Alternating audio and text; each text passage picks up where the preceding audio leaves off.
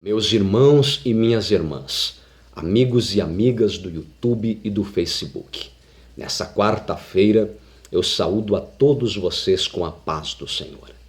Esta semana nós estamos estudando hermenêutica bíblica. Irmão Valdecir, que matéria é essa chamada hermenêutica? A hermenêutica é a ciência, é a arte de interpretar textos, tá? Então, nós queremos aqui, meus irmãos, estar dando continuidade a este estudo nesta semana. Nós estamos resumindo a hermenêutica bíblica em seus 5 principais pontos, ou suas 5 principais regras. A primeira regra da hermenêutica é que a Bíblia interpreta a si mesmo. E a segunda regra é que não se pode interpretar um texto bíblico de forma isolada. E aí vem aquele provérbio popular, né? Aquele provérbio mais cristão do que popular, né? Que um texto sem contexto é pretexto para heresia, tá bom? Hoje nós queremos falar acerca das figuras de linguagem, tá? A terceira regra da hermenêutica, nós temos que observar as figuras de linguagem. Nem tudo que está no texto sagrado é literal. Existem, no mínimo, pelo menos 22 figuras de linguagens e também estilos literários dentro da Bíblia Sagrada. Existe, por exemplo, o estilo literário chamado história, tá? O livro de Josué, por exemplo, é um estilo literário história, tá? Outro exemplo, estilo literário poesia, poético, né? São os livros aí de Jó, de Salmos, de Provérbios, Cantares de Salomão, Eclesiastes. Nós também temos o gênero literário, o estilo literário chamado apocalíptico, né? Alguns trechos aí de livros como o livro do profeta Daniel e o exemplo maior, o último livro do Novo Testamento, o livro do Apocalipse. Amém? Então eu convido você a me acompanhar na leitura do nosso material teológico e nós também estaremos tecendo comentários para a nossa melhor compreensão. Diz assim: a Bíblia possui várias figuras de linguagem e diferentes estilos literários que podem ser difíceis de compreender. É preciso observar se o texto pode ser interpretado de forma literal, simbólica ou figurativa. A interpretação é literal quando o texto é direto, claro, objetivo, sem enigmas. Aí a interpretação é literal. E nós vamos dar um exemplo aqui de um texto que é literal. Ou seja, um texto que é objetivo, é claro, é direto e não há nenhum enigma, nenhuma dificuldade de compreensão. Esse texto está na carta aos Hebreus, capítulo 13, versículo 1. Diz assim: permaneça o amor fraternal. O que é o amor fraternal? É o amor de irmão. Então perceba que aqui não há nenhum grau de dificuldade de entendimento, de interpretação. O texto é claro, é direto, é objetivo, é sem enigmas, tá? Continuando, a interpretação pode ser simbólica quando o texto utiliza um símbolo poético ou profético para expressar uma verdade moral ou espiritual, tá? Exemplo de um texto com simbologia poética. Esse exemplo está no livro do profeta Isaías, capítulo 55, versículo 12. Diz assim: porque com alegria saireis e em paz sereis guiados. Tá? Agora vem a simbologia aí poética, tá? Aqui se utilizando de uma figura de linguagem chamada antropomorfismo. Continuando o texto, diz assim: os montes e os outeiros exclamarão de prazer perante a vossa face. Aí eu pergunto para você, os montes, eles exclamam? Os montes falam? Nós sabemos que não. Isto é uma simbologia poética, tá? Ou seja, aqui se utiliza de uma figura de linguagem chamada antropomorfismo. O que é o antropomorfismo? Antropomorfismo é uma figura de linguagem, certo? Que dá características humanas a coisas inanimadas. Então aqui, o escritor do livro do profeta Isaías ele dá características humanas, ou seja, ele se utiliza da figura de linguagem chamada antropomorfismo, ele dá características humanas aos montes para então expressar uma verdade espiritual ou moral. Continuando, os montes e os outeiros exclamarão de prazer perante a vossa face, e todas as árvores do campo baterão palmas. Da mesma forma, nós sabemos que isso é uma figura de linguagem, né? As árvores não têm mãos, não batem palmas, né? É o antropomorfismo, uma figura de linguagem, certo? Continuando.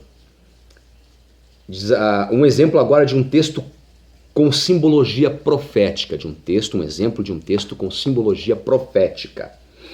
Aprendei, pois, esta parábola da figueira. Quando já os seus ramos se tornam tenros e brotam folhas, sabeis que está próximo o verão. Mateus 24, versículo 32. Analisando o contexto aqui de Mateus 24, 32, nós vamos perceber que Jesus está dialogando com os seus discípulos. E ele começa a falar acerca das coisas que aconteceriam, ocorreriam, os sinais, né, que aconteceriam no decorrer da história da humanidade, né, que então anunciariam, sobretudo anunciariam que estaria próxima a sua vinda, o seu retorno.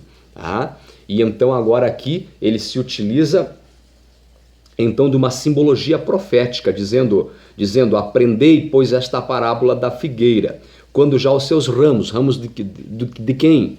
Da figueira.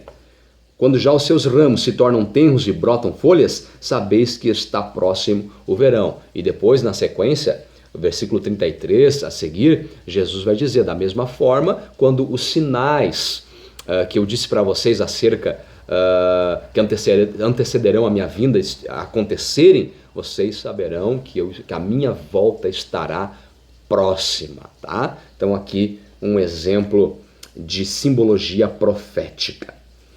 Continuando, a interpretação pode ser figurativa, quando o texto utiliza uma figura do cotidiano para ensinar lições espirituais, tá? Então aqui a interpretação figurativa. Exemplo está Evangelho segundo João, capítulo 10, versículo 7.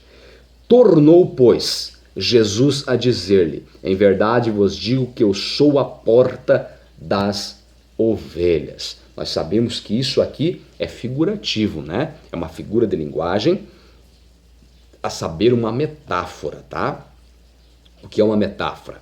É quando um termo, tá, substitui outro termo para expressar um ensinamento, né? Uma verdade moral ou espiritual. Nós sabemos que Jesus era um homem e não uma porta. Mas o que ele estava dizendo então para os seus discípulos quando ele disse que ele era a porta das ovelhas, né? É que assim como para se entrar num recinto é necessário entrar por uma porta, da mesma forma, né? Para se adentrar na vida eterna, para fazer parte do reino de Deus, é necessário entrar por uma porta. E ele é essa porta, a porta das ovelhas. As ovelhas que entrarem por esta porta, Jesus, serão salvas. Além destas três principais formas de interpretação do texto bíblico, é preciso observar as figuras de linguagem gramatical. E aí nós, como eu falei, são no mínimo 22 figuras de linguagem. Não dá para a gente citar todas elas, vamos aqui ler apenas algumas, tá? Por exemplo, nós temos aí hipérbole, metáfora, parábolas, antropomorfismo, enigma, fábula, ironia, alegoria, paradoxo, entre outras. Exemplificar bem rapidinho aqui uma ou duas para o nosso vídeo, né, não ficar muito extenso. Uma figura de linguagem, exemplo, hipérbole. Irmão Valdecir, o que é uma hipérbole? Hipérbole se dá quando o texto se utiliza de um exagero deliberado para produzir um efeito maior. Exemplo, estou com uma fome de leão. Meu irmão, minha irmã, quando alguém cita esta frase, estou com uma fome de leão, é claro que nós entendemos que isto não é literal. Mas a pessoa se utilizando desta frase, desta figura de linguagem chamada hipérbole, que é um exagero, estou com uma fome de leão, ela está dizendo para mim e para você que ela está com muita fome, Então ela provoca ali, através da sua frase, um exagero para dizer, para expressar que está com muita fome. Estou com uma fome de leão, tá? Exemplo bíblico, olha só, Jesus disse, né, Mateus capítulo 23, versículo 24, disse para os escribas e para os fariseus, quando Cristo estava os repreendendo, os chamando de hipócritas. Jesus disse assim para eles: coais um mosquito e engolis um camelo. A primeira parte é verdade, é literal. Os fariseus, os escribas, eles eram tão religiosos, tão legalistas na sua religiosidade, que eles tinham a capacidade, com medo de consumir alguma coisa impura, eles tinham a capacidade de coar a água que eles iam tomar, né, por causa do medo de engolir alguma coisa impura. No caso aqui, o exemplo, um mosquito. Mas, ao mesmo tempo que eles faziam isso, certo?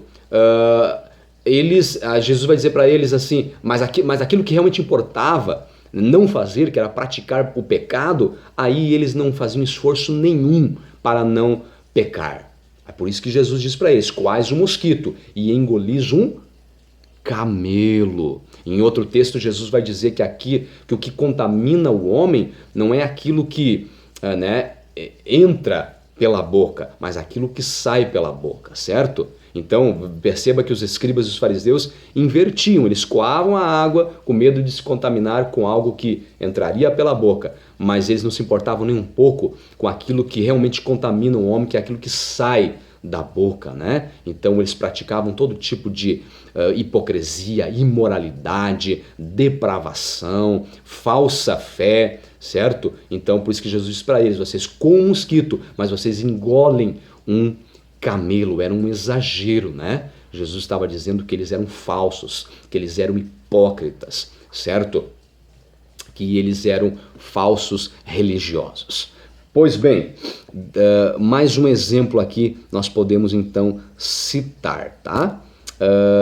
Metáfora. Se dá quando no texto sagrado há semelhança entre duas coisas que se aplicam ao mesmo tempo. Exemplo, Jesus disse, João capítulo 15, versículo 5, eu sou a videira, vós as varas. Tá? Então isso é uma metáfora. E a gente citou outra metáfora, né, quando Jesus disse, João capítulo 10, versículo 9, disse-lhes Jesus, eu sou a porta. Tá? Então, um termo substitui outro termo expressando uma verdade moral ou espiritual. Jesus, isso não é literal, Jesus não era uma porta. Jesus era um homem. Mas o que Jesus estava dizendo para os discípulos? Assim como para se entrar numa casa, num templo, num estabelecimento comercial é necessário se entrar pela porta, assim também para entrar no reino dos céus é necessário se entrar pela porta. E Cristo disse, eu sou a porta